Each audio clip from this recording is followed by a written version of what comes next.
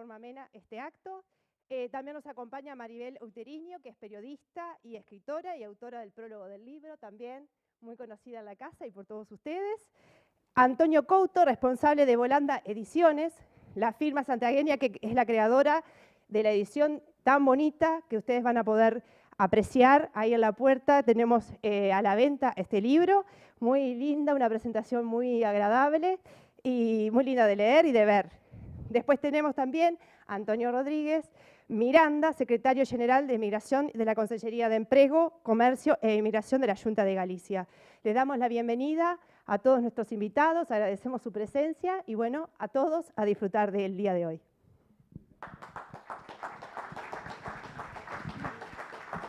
Hola. Hola, funciona esto. Oye, sí. No, sí. No. Hola, ahora. Vale, bueno, boas tardes. Bueno, eu como moderadora, tratándose como se trata isto, pois dunha recompilación de crónicas con perspectiva histórica, creo que a primeira pregunta é obrigada, como xurdiu esta serie de crónicas? Bueno, eu son un coleccionista de ourensáns e ourensás tamén.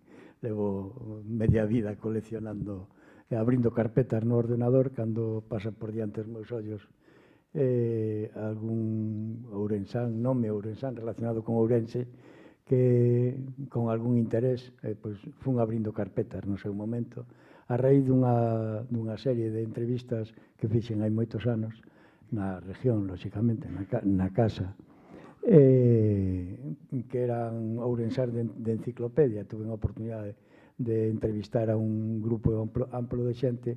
Entón, a partir daquela, bueno, pois, aficioneime a coleccionar ourensáns.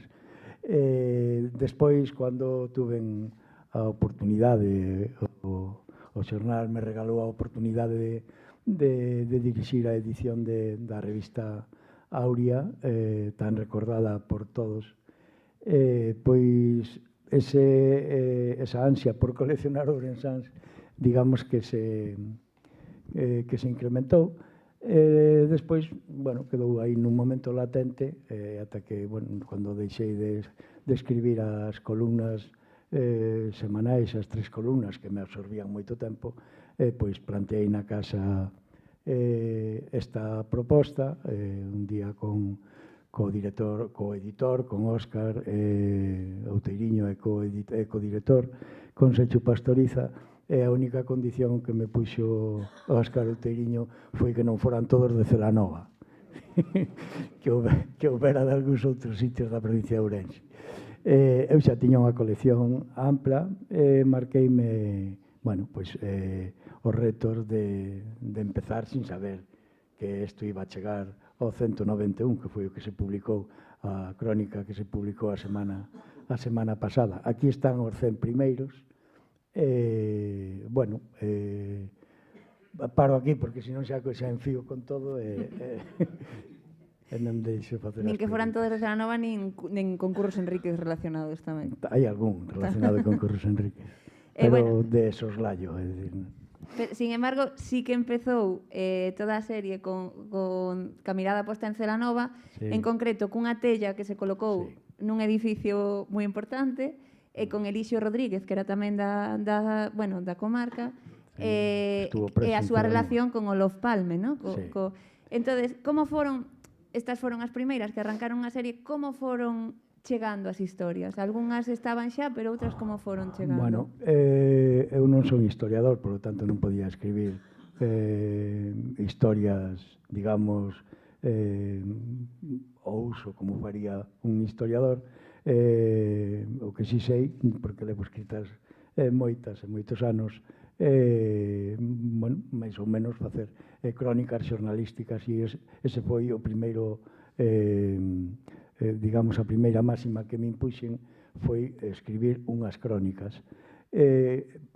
Para ser crónicas, de alguma maneira, teñen que estar ligadas á actualidade, e iso mediatizoume antes cando estaba con Marina falando, aí na entrada entrou unha persoa e dixo: cando empezan, desde que ano hasta que ano están os personaxes? Non non hai así, é dicir, o que me marca a publicación é a actualidade. Eu intento cada semana pois recoller algún personaxe que directa ou indirectamente teña algo que ver con algún suceso.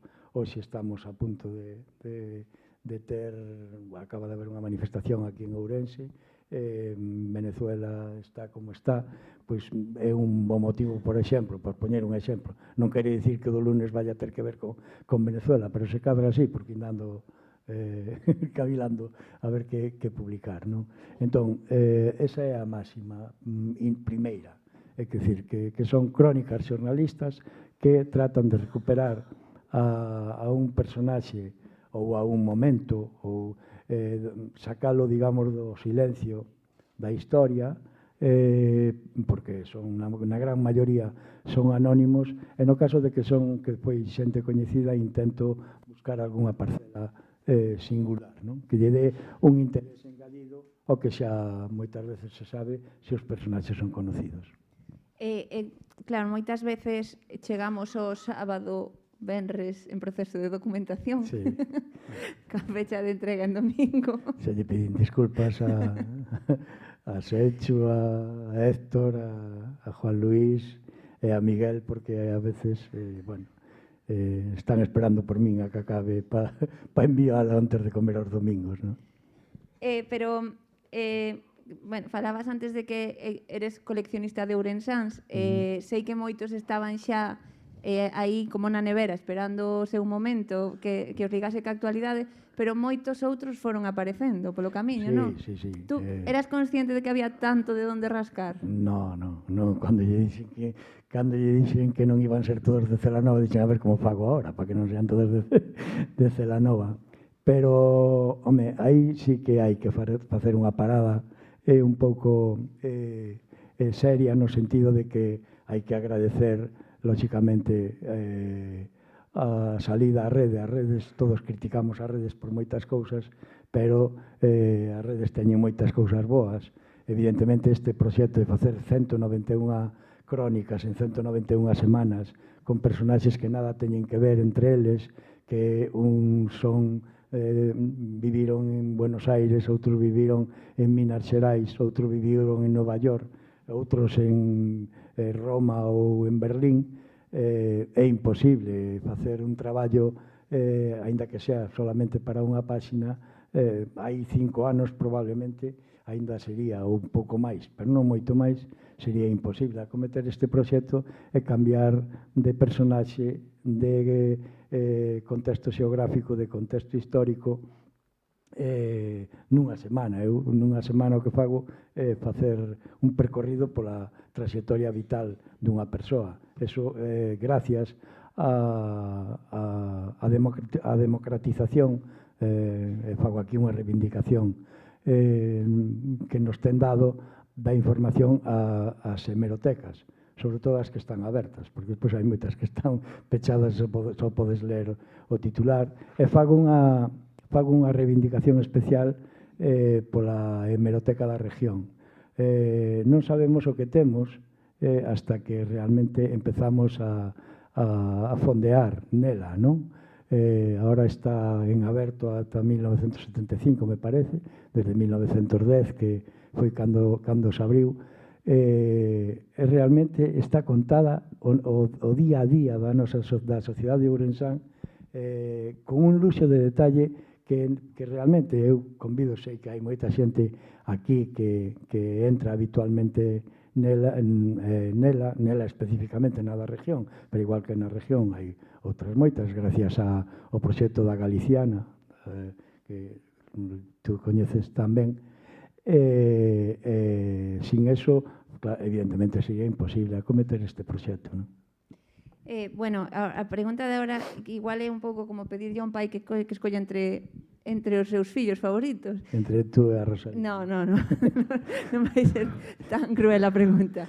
Pero hai algunha historia ou que te sorprendera ou a que lle colleras especial cariño pola recepción que tuvo, ou algunha historia que fora especial, que non fora de Celanova? Bueno, é de cerca, pero casualmente non ten ninguna connotación celanovesa directa, ou casi sí. Hai, entre 191 hai para dar e tomar, para escoller, hai a maioría, evidentemente, son xentes que xa non viven, hai algúns que sí, e houve un caso que me resultou especialmente sorprendente. Eu estaba tratando de documentar un artigo sobre a propiedade do castelo de Sande. Entonces, bueno, puxen algo de cartelle na rede e de pronto encontro un nome, Castor Cartelle, relacionado con Minas Xerais no Brasil. Eu dixen que pinta o apelido Cartelle en Minas Xerais no Brasil, non? Bueno, empecé a afondar nil, evidentemente. Ese é un peligro, porque estás traballando sobre un personaxe e aparece outra como a ristra das cereixas, non? E xa te desvías, pero eso pasa aos investigadores. E de pronto resulta que encontro a un dos principales paleontólogos de Hispanoamérica, fundador do Museo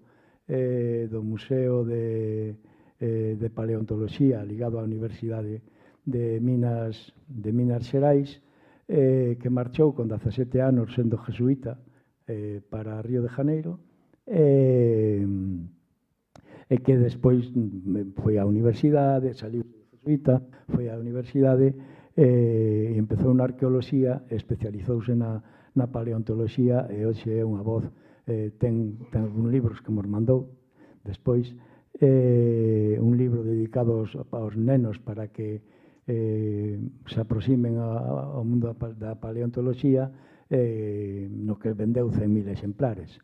Intento non ter contacto nin cas familias, nin para facer unha crónica documentada, non? Periodística, pero documentada.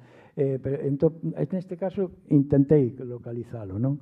Pero non houve maneira. E ao cabo dun tempo, pois non sei se foi Juan Luis ou Héctor, compañeros da redacción, reenvioume un correo de Castor Cartelle dicindo que sabía que publicaran un artigo sobre ele, que quería poñerse en contacto coa persoa que non vos vou a ler o correo que me mandou a partir deso, pero realmente a min deixoume completamente fora de lugar, non? Unha persoa que marcha con 17 anos, que fixo ten vido aquí, tuvo un fillo con 70 anos, o que máis agradeceu, porque ao explorar na vida del, apareceu o meu pai. El é unha familia de Arnolla, pero el naceu en Pontevarxas, está por aí, acaba de entrar aí un pouco Plácido, que tamén ten conexión, Plácido Rodríguez, que está por aí, que tamén ten conexión con Pontevarxas, indirecta. El naceu porque o seu pai era policía e estaba na fronteira. E entonces tamén explorei a vida do pai. Resulta que era un policía que despois marchou para a Coruña, estando un día na playa de Riazor, non estaba de servicio nin nada, pois non me acordo se foron 2 ou 3 mozas que se meteron na playa, bueno, non sei se foi na de Riazor ou no Arzán, a peligrosa do Arzán, pero resulta que foi director, foi promotor dunha coral e tal. O que máis me agradeceu, máis que falar del, o que máis me agradeceu foi que falara, que escribira sobre o seu pai, non? E a verdade é que agora temos unha relación epistolar así moi interesante, non? Entón, bueno, igual por esa circunstancia, pero realmente hai personaxes que son auténticas descubertas.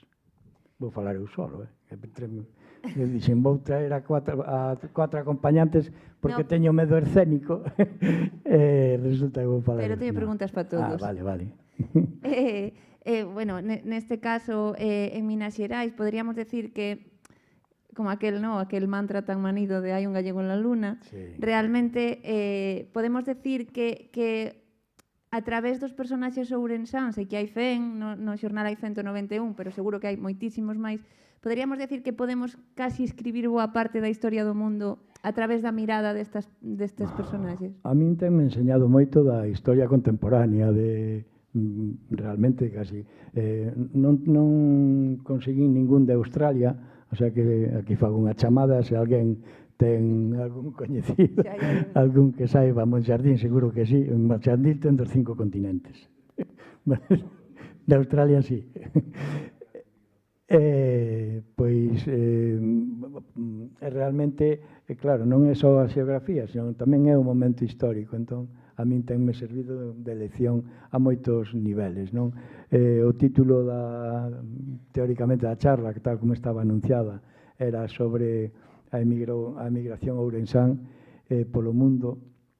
Realmente, eu creo que debemos estar orgullosos do papel que os ourensáns ao longo da historia teñen deixado nos sitios alá onde anduveron da nosa terra. Estamos falando, bueno, houbo épocas, hai personaxes de todas as épocas, pero houbo épocas da historia de Galicia nas que a xente emigraba por necesidade, en moitos casos levaban unha formación moi básica, e, sin embargo, foron capaces de escribir grandes historias, non? Sí, hai xente como José López Pote, que o estudiou moito Xosé Ricardo de Maside, que el sí que é historiador, que se marchou analfabeto, completamente analfabeto, desde Maside para Habana, acabou construindo e regalándolle unha ponte que agora xa non existe. Eu non tuve a fortuna de estar na Habana, en outros sitios sí, pero na Habana non, porque montou unha urbanización ao outro lado da Habana, seguro que tú coñeces, Antonio. Foi un portentado, é dicir, pois hasta o punto de que el foi o presidente, cual foi a banca que rompeu e que nos 2008 nos botou ata a economía mundial abaixo, a americana, a Lehman Brothers. Bueno, el foi propietario de Lehman Brothers na Habana, non? Unha persoa que marchou con 14 anos de Maside sin saber ler nin escribir. Hai outro que é coñecido e en eso especialista Maribel, tanto nel como sobre todo na súa irmá, que é Ramón Santamarina. Ramón Santamarina, o pai era militar, un pouco crápula, e despois de facer unhas cuantas falcatruadas chamaron a contas a Coruña e levou con el ao seu fillo, e despois de estar, pois, supoño que cos seus xefes e tal, levou no a Torre de Hércules. El tiña 8 anos, o neno Ramón tiña 8 anos, e diante dil pegouse un tiro. Marchou para colleron nun colexio unha tía del, estuvo en Pontevedra, alguén lle recomendou, e marchou con 13 anos para Argentina, para Buenos Aires, ali aprende a vivir, aprende moitas cousas, funda a cidade de Tandil, funda a cidade de Orense, bueno, non é unha cidade grande, pero Orense termal que temos en Argentina, funda un imperio no que ten unhas propiedades, unha finca que tiña, Orense ten 7.000 e pico kilómetros cuadrados, a finca que logrou coleccionar el eran 10.000 kilómetros cuadrados, 3.000 kilómetros máis que a provincia de Ourense, non? Con 700.000 ovellas, 100.000, fundou aí unha saga familiar que aínda hoxe é unha das sagas familiares máis importantes de Buenos Aires e de Argentina. Un deles creo que foi vicepresidente e el era irmão de Angelita Varela, da que nos podería dar unha conferencia magnífica Maribel. Sí. Ahora non, pero preparando un pouco, seguro. De toda esta xente... Perdón. Sí. Ramón Santamarina tamén chegou, igual que o seu pai, nun momento dado, con 60 ou 70 anos, creo, meteuse na súa habitación unha noite, non lle dixo nada a nadie, e pola mañá apareceu cun tiro na cabeza. O mismo que lle aconteceu a José López Pote. Chamabanlle Pote porque el iba acostumbrado de neno a comer o pote.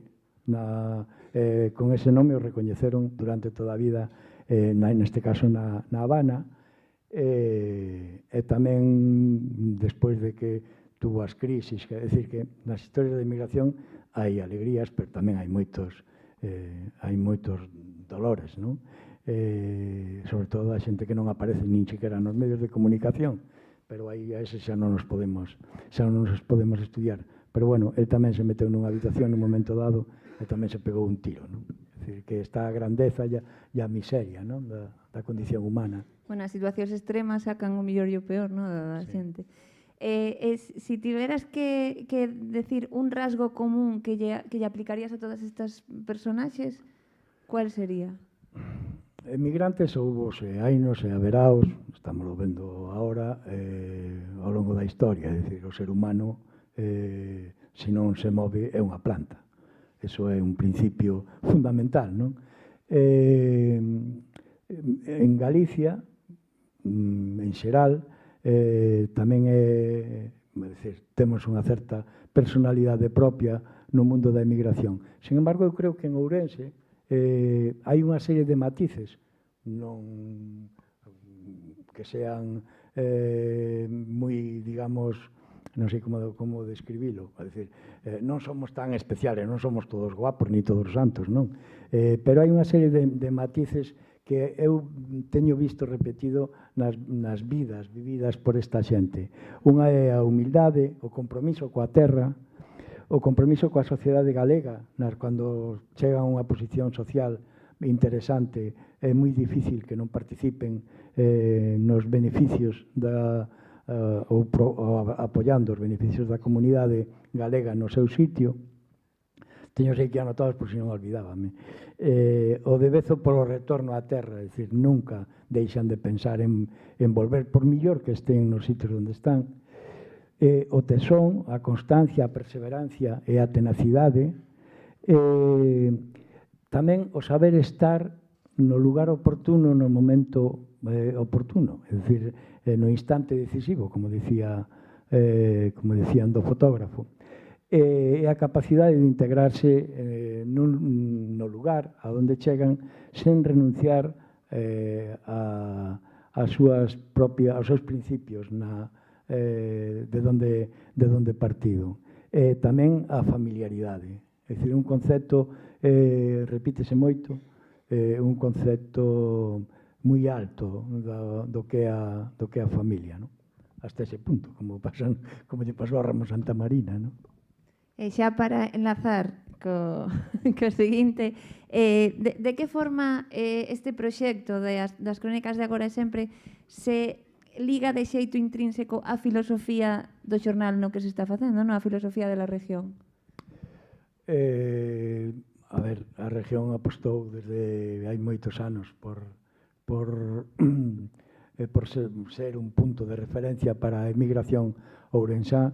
Froito delo foi, lóxicamente, un proxecto que eu creo que non está recoñecido. Vades decir, el está peloteando en principio a Maribel e o resto da familia Outeriño. Non o fago, por eso estaría calado, senón. Pero a región internacional realmente supuxo un antes e un despois. Froito da región internacional naceron proxectos que despois morreron por proxectos de coñecemento entre a migración dun lado, desto tamén seguro que Antonio nos podería falar moito. Ahora calar, eu xa falades vos. É dicir que hai moita región na emigración e hai moita emigración na región. Bueno, eso é para felicitarnos. Bueno, a región está presente tamén no prólogo do libro, firmado por Maribel Outeiriño, que de alguna forma tamén foches unha adiantada, no, a recoller estas historias dos galegos que estaban fora no seu momento. Hola. Mira, yo mi prólogo lo empiezo preguntándole a Antonio cuántos de estos personajes son inventados. Porque la verdad es que parece casi imposible que un sitio con una población como la nuestra dé para tanto. Bueno, pero lo cierto es que damos para mucho.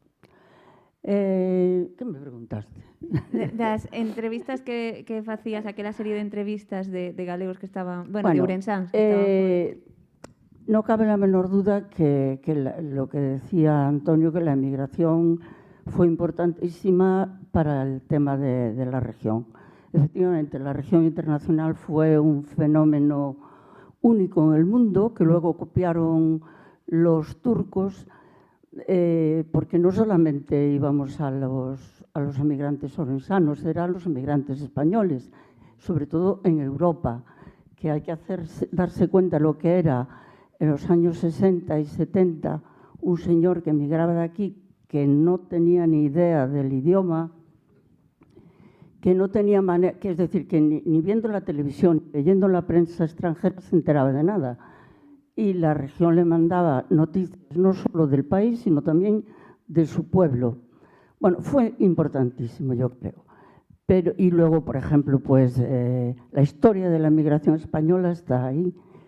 Hay un catálogo fantástico de empresas españolas montadas por españoles en Europa y otro en América, que lo ves y dices, no es posible. Pues sí, era posible.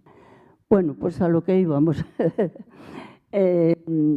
El tema de la migración, además, yo creo que en este momento está, por esta genial idea del señor Trump de recuperar Panamá, pues hay un libro estupendo que editó la Fundación Barriera hará unos 10 años, que no me acuerdo del nombre del autor porque es un nombre así como Fernández Pérez, pero que este hombre, que es gallego, resulta que cuando él trabaja, yo creo que sigue trabajando en la Biblioteca del Congreso de los Estados Unidos.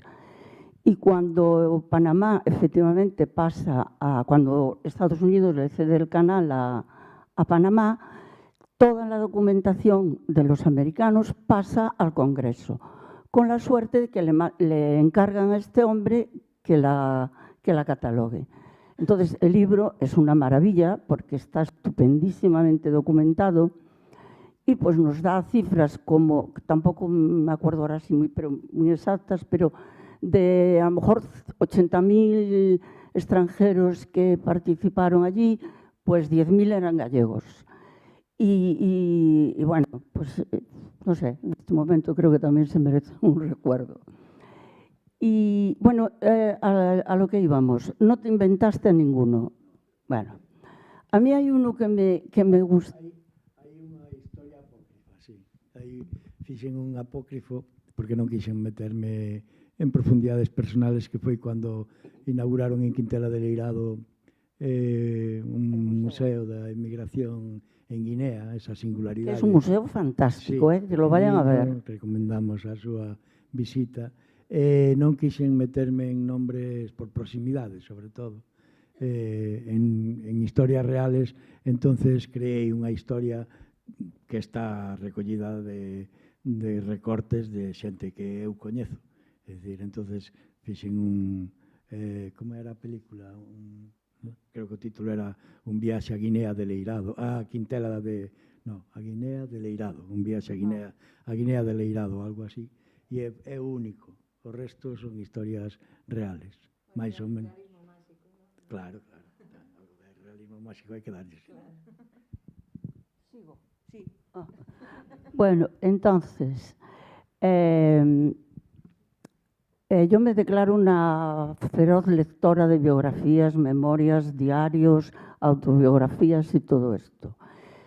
Pero no solo de personajes importantes y con vidas interesantes, sino que tengo especial predilección por memorias de gente que no tuvo ninguna relevancia, pero que la vida le hizo vivir unas experiencias pues bastante singulares.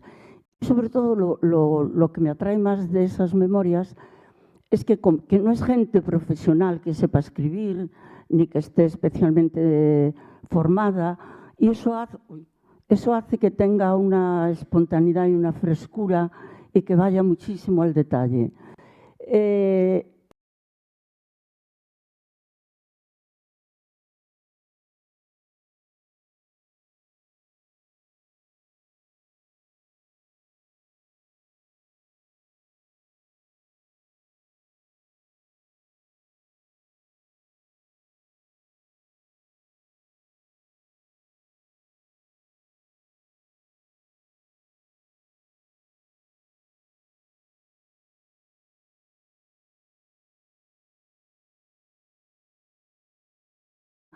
sientes envidia por las experiencias que vivieron, aportan cantidad de vida, no solo de su vida personal, sino del entorno en el que se movían, de lo que era la sociedad. Y, bueno, también cuando se trata de vivos es una manera de tener poder, sabiendo las debilidades de los demás. Y no sé, yo creo que es uno de esos atractivos que tiene lo que, no sé si os suena una película alemana que se llamaba La vida de los otros. Bueno, pues viene a ser algo así. Hay un personaje que lo tratamos los dos, porque venía en la región, que yo me quedé con ganas de más, que era un señor, ¿de dónde era? De la zona de Bande, ¿no? Y este señor, la primera noticia que tengo yo es en la región, en el año 20 y tantos o 30, que da una crónica que se muere. Y entonces, que se muere en su pueblo. Y entonces ahí explica que este hombre había llegado a ser el hombre de confianza del primo del zar de Rusia. El primo que ahora no me acuerdo cómo se llamaba, pero que fue un personaje con mucho poder. Y bueno, la vida de este señor, porque además, curiosamente, la crónica de su muerte está estupendamente escrita, que no sé quién diablos la escribió. Y es un personaje que me quedé con muchas ganas de saber más. Incluso yo luego me inventé una foto de él, porque, claro, bueno, fui al pueblo, nadie me supo decir nada, porque además yo me imagino que este hombre tuvo que venir incluso con objetos preciosos, ¿no? Pues no había nada. Y yo me inventé la... Ah, sí, no me acuerdo de las hijas, pero estaban aquí. No. Allá. No sei, porque él acabou en Inglaterra, me parece. No, él murió aquí. Sí, despois non se para, pero creo que o último sitio no que estuvo foi en Ese daba para un libro bien. Hai moitos que dan para... Sí. Y bueno, que este hombre a mí bueno, que yo me inventé una foto, porque apareció una foto del personaje real, del primo del zar o tío del zar, con otro señor pequeñito, que por cierto el del tío del zar era altísimo, con un señor pequeñito, y yo dije, ya está, este puede ser, y a ver quién me va a decir a mí que no es. Bueno, acabo. No, esto que dices ahora, que claro, que ese personaje apareceu a raíz dun obituario, ¿no? Que lle fixeron. Realmente, todo o que está escrito neste libro, podemos decir que xa estaba publicado, ¿no? Que como montar un puzzle a través de pezas que xa foron saindo nos medios de comunicación. O sea, que as hemerotecas neste punto son fundamentales. Y los archivos, y la documentación de los archivos. Eso era, bueno, porque además es que, bueno, yo no soy una gran seguidora de Internet, que soy una ignorante, pero yo dudo de que mucho material, sobre todo temas locales que están en los archivos, estén en Internet. Confieso mi ignorancia. Archivos hai poucos abertos, decir, con algunha documentación, explica un pouco a documentación, pero que poidas descargar o PDF ou tal, falando de arquivos. Estou vendo a Xulio ali no fondo, que Xulio Rodríguez, que está por ali escondido. Tamén é da terra, por eso me fixo neles. Da terra de Celanova, non de Celanova. Bueno, coñecedelo que hasta aí nada era o director do Museo Arqueolóxico. Xubilouse, non é que o botaran. Pero digo que nos arquivos é máis difícil. Na hemeroteca, hai moitas hemerotecas que están, desgraciadamente, empezando a pechar, non? E eu creo que eso non é... A ver, os periódicos son empresas e teñen que ganar o seu diñeiro para que funcionen en xeral, non? Pero nos arquivos é máis complicado poder sacar documentación máis alá de unha pequena descripción do documento, ou que a veces tamén, a ver, no caso este, eu escribo unha páxina dun periódico, que para escribila toda é moito, pero despois, cando a ves, un espacio pequeno.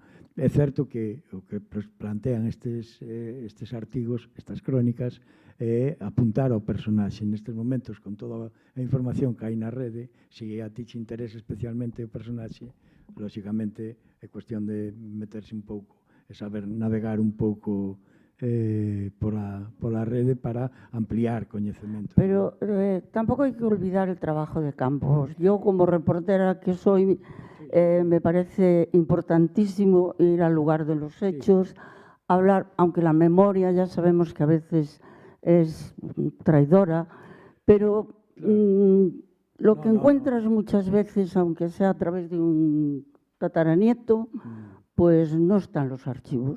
No, no. Sí, ni en internet. Eso é certo, sí. Bueno, no teu caso, Maribel, estuveches moitos anos facendo esta páxina de la región que se chama Historia en 4 tiempos, ¿no? que supoño que che deu unha perspectiva da evolución da historia da provincia moi interesante. Neste caso, estas crónicas están tamén ligadas sempre a algún acontecimiento de actualidade. É cíclica a información, é cíclica a historia. Tú observando pues todas esas noticias que fuches vendo, realmente... Mira, yo creo que este fuchicar en la historia, a la conclusión a la que llegas, es que ya que tampoco somos tan modernos ni nos inventamos tanto.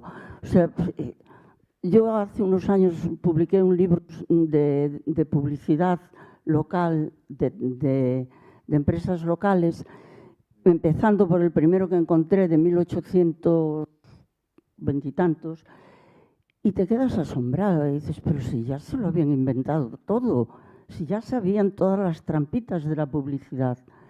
Entonces, yo creo que te da ese toque también de humildad, de que te crees que eres muy moderno y al final no eres tan moderno. Y que la historia se repite, bueno, hombre, avanzamos muchísimo, pero sí, supongo que sí. Pues xa acabaches.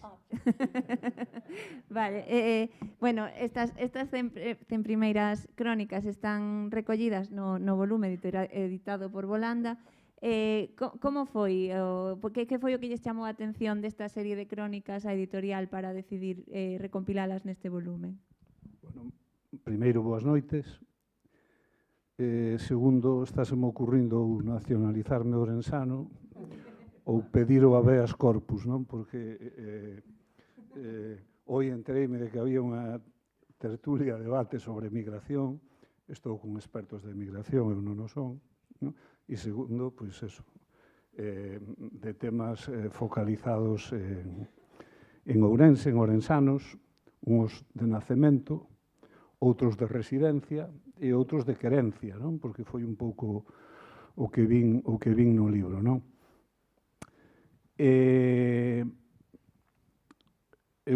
A forma, o sea, o motivo por que nos interesou o libro, eu, ainda que non son orensano, traballei na región, conocía a Piñeiro, conozco o editor, a Maribel e a moita xente. Agora a moita xa non, porque son xente moi joven e non a conozco, non?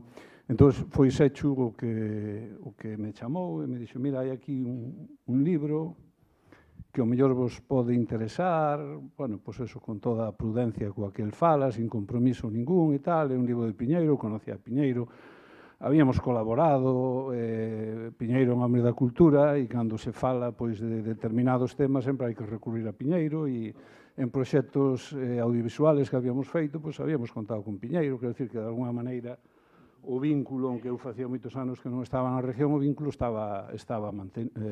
mantiñase, non? Moi distanciado no tempo e con ciclos pouco periódicos, non? E entonces, eso, Sechu me dixo, mira, mando isto, miro e a ver e tal, e eu, na máis velo, pois, efectivamente, me din conta que era desos, as editoriales temos que sobrevivir e temos que publicar cada cousa, en fin, unhas gustan máis e outras menos, non? Pero esta, inmediatamente, pois, me din conta que era o tipo de libros que nos gusta editar, son complejos, hai que mimalos moito, hai que ir un pouco máis alá tamén na documentación. Estabais falando ahora de archivos e de hemerotecas. Este país en archivos e en hemerotecas non vamos moi alá. Hai cousas importantes, citabas a Galiciana, está o enorme traballo que se fixeron nos periódicos, en moitos absolutamente perdido, maltratado. Non estou falando, obviamente, do caso da región, pero é moi difícil, non? E é moi difícil, sobre todo, porque moitos están libres de dereitos, prácticamente non hai ningún. Os precios das filmotecas son escandalosos, pero escandalosos, non tanto no tema fotográfico, que tamén, pero sí no tema, por exemplo, videográfico, é terrible, non? Filmoteca Española, que a pagamos todos, e que administra a Televisión Española, non sei por que non, a Televisión Galega, pois, un segundo, que en audiovisual un segundo é nada, é dicir, se toses e cerras os ollos, xa perdiches ese segundo, non?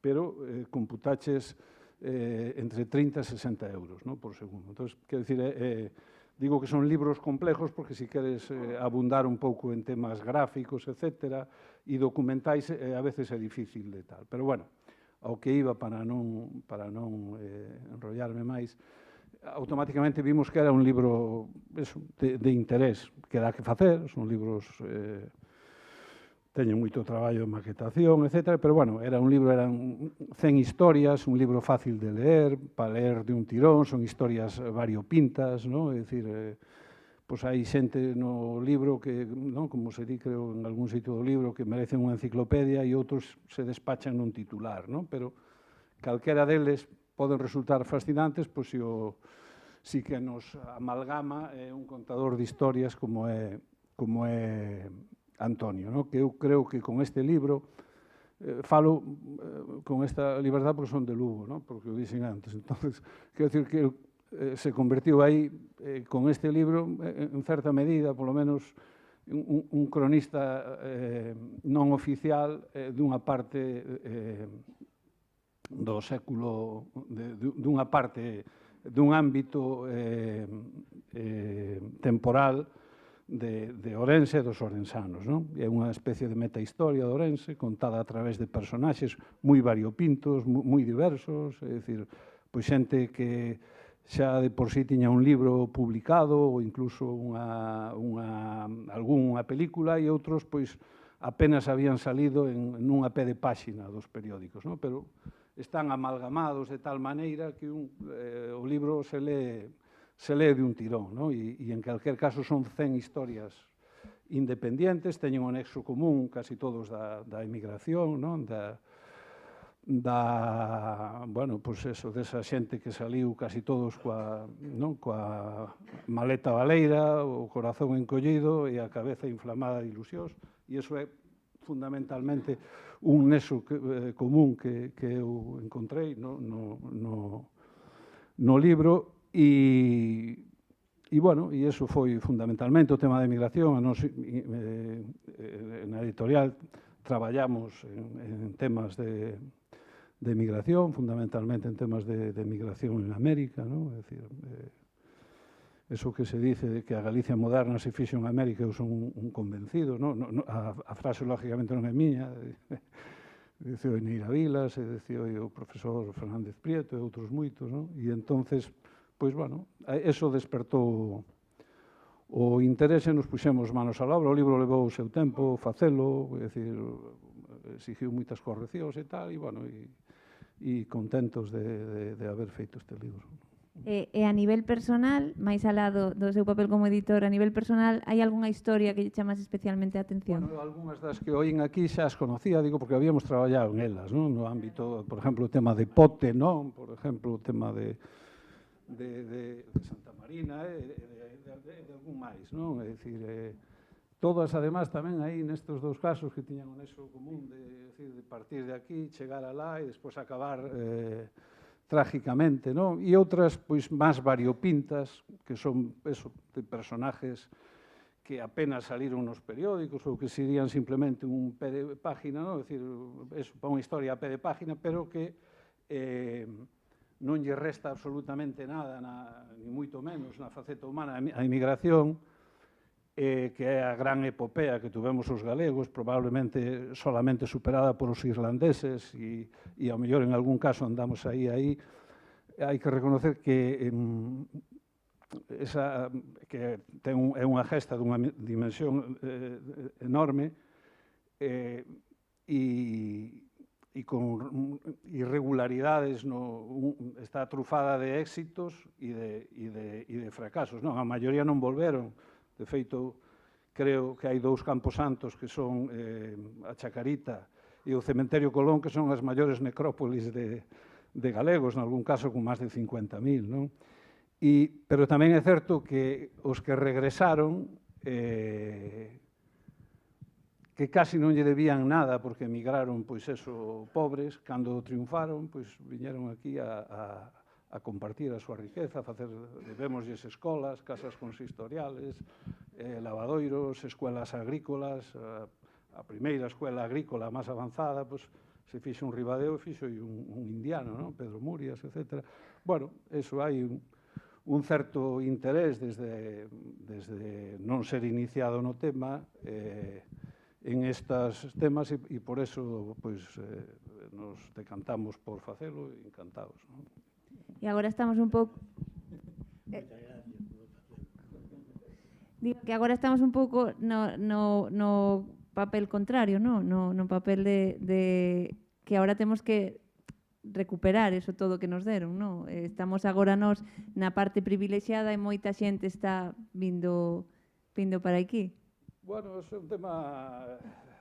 Sigue habendo moita emigración, o que pasa é que hoxe non se viaxe coa maleta de cartón, se viaxe con un máster de concepto, pero lamentablemente eu creo que hai moita emigración. Primeiro, por o que decía Antonio, un tema que é fundamental, é dicir, o ser humano evolucionamos porque viaxamos, non? E iso é consustancial ao ser humano e das cousas que máis nos enriquecen, non? Pero tamén é certo que hoxe hai riadas de emigrantes que non teñen nada que ver en determinado tipo de aspectos, como a formación, etc., pero sigue habendo emigración, non? Referíaste a que tamén recibimos emigrantes, non? Claro. Sí, sin lugar a dudas, claro que sí. Hombre, os galegos creo que como emigrantes eu algo viajei, tiñamos un denominador común, non? Como emigrantes, que era que a donde íbamos nos adaptábamos á cultura, se procuraba prosperar e tal, e iso é importante, e iso é moi importante para nós tamén, por recibir toda a xente que recibimos, que ao final, pois creo que nos axuda a mellorar como sociedade, sin duda. Estou falando de generalidades, porque tampouco entendí moi ben a pregunta. Claro. Que non se te oye. Non se me oye. Con todas estas historias de ida e volta, están moi en contacto na Secretaría Xeral de Migración. Claro, non só é aquela primeira xeración de migrantes, sino que esa xente tuvo fillos, que agora están tamén escribindo historias moi interesantes. De que xeito se tece toda esta rede de galegos na diáspora? Pois sí, a realidade da Galicia exterior, que podemos chamar hoxe, é moi diferente a de fai 30, 40, 50 anos, ou incluso se nos remontamos a primeira parte do século XX, que foi un dos momentos máis intensos de saído de persoas hacia América, que logo foi evolucionando e a partir xa dos 50, 60, 70, estes anos 80, empezou a ter un protagonismo especial Europa.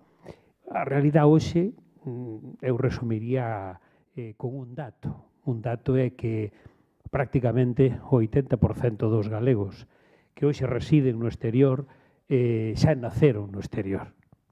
Por lo tanto, o que son galegos emigrantes en sentido estricto serían solo o 20%. No caso de Galicia, dos 520.000 aproximadamente que hai, no caso de Ourense, en torno aos 115.000 que hai no exterior. Esa é a realidade. É dicir, hai países, vamos ao extremo, como pode ser o caso de Cuba, que, lóxicamente, é a emigración primeira de todas estas, das máis importantes que tuvemos, sobre Argentina, despois Brasil, Venezuela ou logo Europa. Hoxe en Cuba hai en torno a 260 galegos que naceron aquí e que viven en Cuba. Cuando hoxe, en términos estadísticos do padrón de residentes no exterior que nos dice o INE, pois estamos chegando cerca dos 50.000 galegos. Non chegamos, pero por aí. Obviamente son descendentes de segunda, xa non de segunda, de terceira xeración ou incluso máis ao longo do tempo. Esa é a realidade actual, é dicir, e isto está directamente relacionado con algo que decía Antonio, e que eu, desde logo, desde a miña experiencia como secretario de Migración en estos 12 anos que levo xa, fixo estas navidades, nesta tarea tan bonita, teño que decila, dentro da administración galega, que tratar de cuidar e atender aos galegos do exterior, é ese sentido especial de pertenencia que temos os galegos. E iso eu non fun capaz de descubrilo en ningún dos outros povos de España, por decirlo así. Porque os galegos do exterior, evidentemente, aglutínanse normalmente, primeiro entre os galegos. Aí temos un sentimento especial. Levamos dous sentimentos hacia o exterior. O aglutinarnos ou unirnos, pero ese minifundismo galego seguímolo manteñendo exactamente igual no exterior. Eso denótase na realidade dos propios centros galegos, que aínda a día de hoxe existen algún centro galego que é dunha parroquia. E, desde logo, hai moitísimos que son de concellos, por suposto, de provincias, etc. Ese sentido de pertenencia é o que nos permitiu, precisamente, que hoxe, esos galegos que temos fora, desos 500.000, a pesar de que o 80% xa naceu, sin embargo, se singan sentindo galegos. E eu diría que o mellor incluso máis. Por que o digo? Porque tamén é verdad que hai moitas xeracións de galegos que foron nacendo no exterior que por diferentes casuísticas non conservaron a nacionalidade española. Por o motivo que fose, a veces por motivos laborales, outras veces simplemente por desidia, abandono, polo que sea, que agora, os procesos que houbo a nivel estatal de posibilidade de recuperación de nacionalidade, indo hacia atrás, indo hacia os netos, etc., viuse que efectivamente aí estaban. E hai moitos que aínda así non a recuperarían. Pero iso non impide para nada que non teñan un pasaporte español, non impide para nada que ese sentimento de pertenencia se manteña. En cualquier lugar do mundo que vayas, iso é algo que é natural. E aí relaciono con outra característica que tú decías dos ourensás, que eu confirmo, que é, como dicilo, foiseme aquí a... foiseme a min agora o fío da... No, falamos do sentido de pertenencia, bueno, foiseme a min agora destos lapsus, desos lapsus que un ten. Pero, bueno, eu creo que non sei se che contestei o que me preguntaches. Sí, bueno, como decía Antonio Couto, os motivos polos que emigramos hoxe non son os mismos, nin marchamos da mesma maneira, non? Pero hai algo en común que percibades entre os emigrantes de que marcharon, pois, en moitos casos por necesidade, os emigrantes que marchan pois porque queren ampliar as súas perspectivas laborais, ou que sexa. Hai algo que caracterice a emigración galega tanto a de outros tempos, a de agora e a de sempre? A ver, desde o punto de vista da saída, eu diría que ao longo do tempo, evidentemente que as connotacións sociais do momento diferente no que vivamos, pero ao final as motivacións profundas sociolóxicas son exactamente as mismas. Personas que van por unha necesidade, en ese momento podía ser unha necesidade económica imperiosa de falta de algo para subsistir ou para comer, e hoxe eso poderíase trasladar pois a unhas expectativas laborales que pretenden buscar en outros lugares. Hai persoas que queren sair porque realmente lles apasiona esas outras vivencias, que é certo, e eu coincido que esas vivencias e ese conocer o mundo exterior é o que nos permitiu avanzar. Galicia tuvo unha revolución clarísima sociolóxica, non? E que nos permitiu, sendo unha terra que estaba moito máis atrasada, ser capaces de evolucionar moitísimo máis rápido e pornos moi cercano de outras partes de España e do mundo, que foi precisamente a emigración. porque a emigración aportou. A emigración aportou coñecemento, aportou educación, aportou tecnoloxía. É dicir, todo o que iban recollendo os galegos nos diferentes partes do mundo íbamolo incorporando á nosa sociedade, na cultura, na música, en todo. É dicir, a realidade social que hoxe temos de Galicia sería completamente distinta se non tivésemos a emigración. Galicia sería outra. Non digo que fose millor nen peor. Eu creo que sería peor, porque esa capacidade de incorporar tantas cousas de tantos lugares do mundo, pois para min é fundamental. Eu defendo nestes momentos que vamos a ter cecais agora neste século XXI que vivimos, que parece que xa estamos de volta de todo, podemos ter unha segunda revolución sociolóxica neste sentido, non? E incluso económica, etcétera, que é precisamente ca aportación da xente que volve, ca aportación dos retornados, porque novamente esas persoas que incorporamos de diferentes partes do mundo, a riqueza que nos dan desde o punto de vista social e mesmo desde o punto de vista económico, pensar. Nós temos unha tarea de apoio permanente desde hai uns anos, sobre todo desde o ano 17, as persoas que retornan. E nos detectamos a través dos diferentes programas que temos para traballar cos galegos, para axudarlles simplemente a acompañalos nese proceso de volta, que cada ano a Galicia volven personas de entre 40 e 50 países do mundo. É verdad que a presencia galega no exterior máis relevante está en 20 países e se o quero reducir incluso podría decir que en 11. Pero a presencia en general dos galegos hoxe, en términos estadísticos, é que estamos presentes en 147 países do mundo. Varía un pouco cada ano. Ben, pois, nós cada ano estamos recibindo a persoas de entre 40 e 50 países. Iso significa recibir persoas que desenvolven ali as súas carreiras profesionales e que, polo tanto, estámoslos incorporando á nosa sociedade. Hoxe, todos sabemos, creo que nadie discute, que estamos nun mundo absolutamente globalizado. Polo tanto, o ter persoas que veñen desde, falamos en términos económicos, de diferentes mercados mundiales, que teñen unha experiencia de traballo en esos lugares, cos coñecementos adquiridos, incorporalos aquí. E, ademais, moitos deles con alto nivel de cualificación, porque do mesmo xeito que as xeracións galegas actuales, decimos que son as máis preparadas científicamente de toda a historia, os galegos do exterior, cos seus fillos, facían exactamente os mismos. Aquí, as historias que algunhas delas que conta Antonio, precisamente o evidencia. Bueno, pois esa xente que ven, que gran riqueza non é para as nosas empresas que hoxe, desde aquí, desde Ourense, creo que aquí Ourense, por exemplo, en tema de moda, por decirlo así, vende e traballa para todo o mundo. Poder incorporar a profesionales que veñen desde moitos países do mundo, metelos nas nosas empresas, e cando temos que salir como empresa a vender ao exterior, esas persoas conocen os mercados. Se conocen os mercados, é fácil adaptar os produtos, é fácil adaptar as técnicas de venta. Por lo tanto, o custe que podría ter para esa empresa de ensaio-error vámose a atenuar moitísimo. É dicir, eso chamase competitividade en términos económicos. Por lo tanto, eu estou convencido que a segunda revolución sociolóxica en Galicia e o impulso outra vez novo vamos a ter precisamente a través da incorporación dos retornados.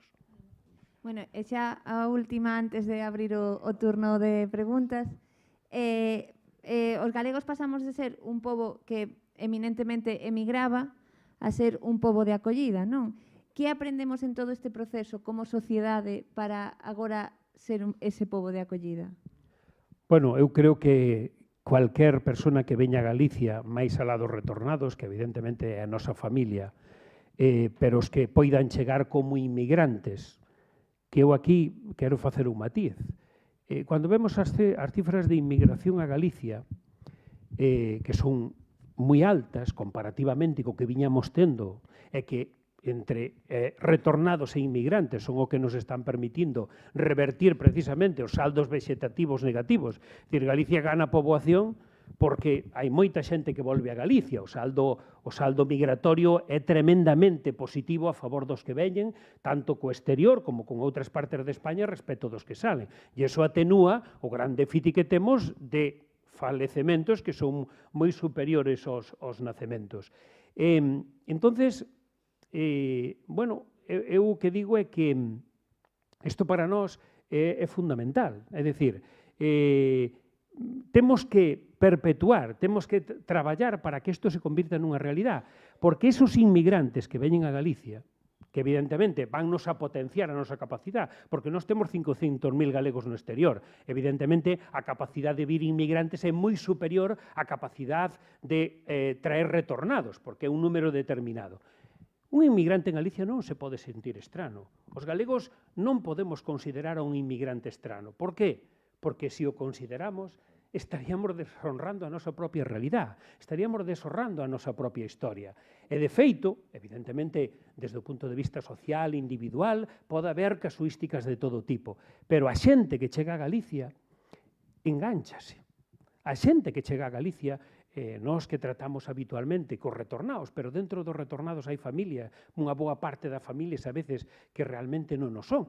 Por exemplo, todos me vades entender, se eu vivo en Venezuela, e me caso ali en Venezuela, o máis normal, se me caso, é que non sea ninguna galega, ninguna española, que probablemente sexa unha persona de Venezuela ou de cualquier outro país do mundo. Cando esas persoas veñen a Galicia, veñen eles. Nós, cando nos íbamos, que facíamos? Para un determinado lugar, dunha determinada zona, marchaban. Iba un e detrás iban moitos máis, porque lle decía que se estaba ben.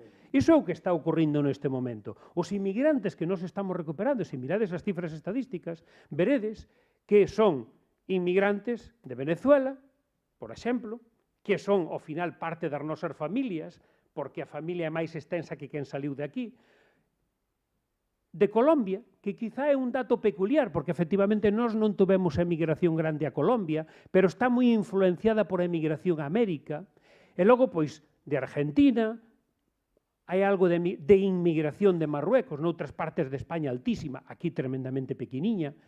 É dicir, eu diría que o 80% dos inmigrantes que veñen a Galicia están relacionados con países onde están presentes os galegos.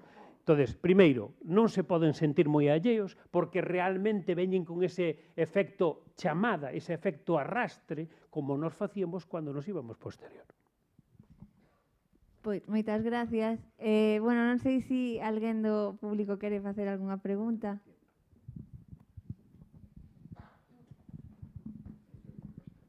Boas noites a todos. Son Chema da Pena, artista plástico e gastrónomo. Eu son un deses que falaba Antonio ahora mesmo. Estive en 13 anos en Colombia e dediqueime a estar a coñecer as comunidades indígenas na Guajira. E pasei 13 anos. Pensei que iba a ir un ano e voltei fai 3 semanas e a experiencia que el decía de traer, vas con coñecementos, pero ves co triplo de coñecementos que marchaches. Por qué? Porque aprendes, sobre todo nas comunidades indígenas, aprendes unhas cousas loucas de todo. Pero incluso aplicable á industria, como tamén falaba Antonio, os temas das tinturas dos texidos, os texidos naturales, todo eso que está de moda agora, o desenvolven as comunidades indígenas. E fan unhas cousas, pero de locura. E, bueno, he vivido esa experiencia de 13 anos. Claro, voltei porque son galego, porque a Morreiro non é un invento, é unha realidade. Pasan os anos, xa foron moitos, 13 completos, e empezas todas as noites a dialogar ca almofada e decir, bueno, xa teño que marchar, xa é o momento, pero sí, deixas moito e traes moito.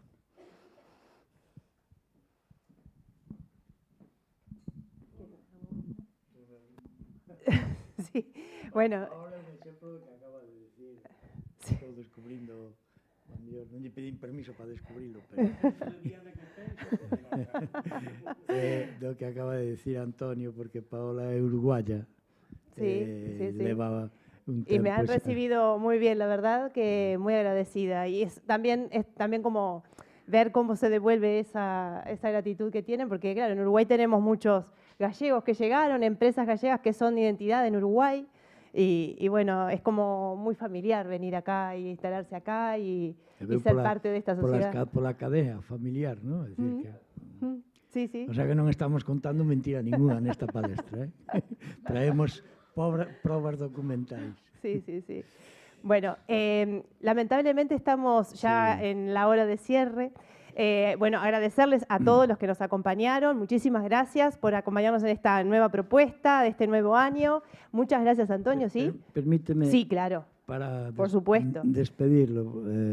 A xente que está aquí, a gran maioría, sabe das miñas preferencias culturais, intelectuais e literarias por Curros Enríquez.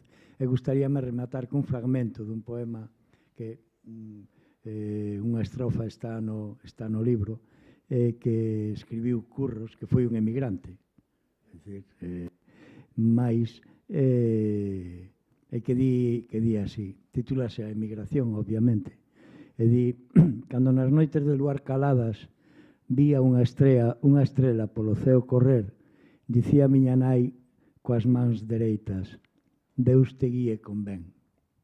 Dende entón, cando vexo que un galego a terra deixa onde infeliz naceu e achego busca noutras praias, digo, guíete Dios tamén. Non o culpo,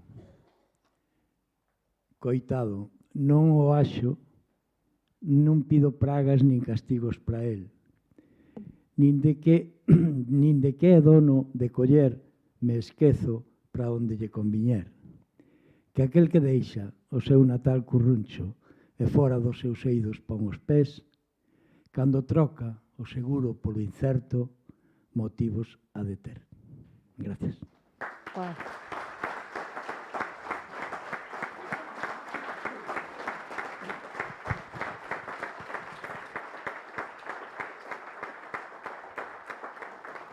Bueno, muchas gracias, Antonio. La verdad que es muy valioso que se recopilen historias de personas que tuvieron que abandonar su tierra y que sean reconocidos en su propia tierra. Es un lindo homenaje, la verdad.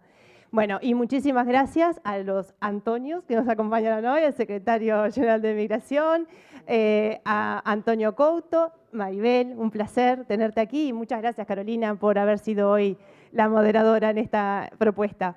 Muchas gracias a todos. Los invitamos a seguir acompañándonos a través de las redes sociales, seguir las novedades de la región, de toda la provincia y también internacional. Así que muchísimas gracias por todo.